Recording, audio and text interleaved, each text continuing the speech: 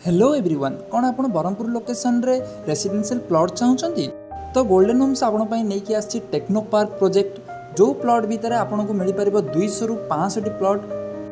एवं प्रति प्लॉट रो साइज रही 15 को 60 30 को 60 आपन जोटा भी चाहिए से बाय करेंगे।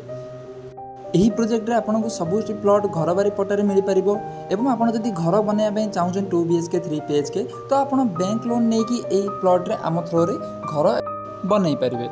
एवं यही प्लॉट रे स्क्वायर फुट प्राइस रोची 1200 टंका एवं 15 को 60 900 स्क्वायर फुट रो प्राइस आपन को 10,80,000 पाखापाखि पड़ो।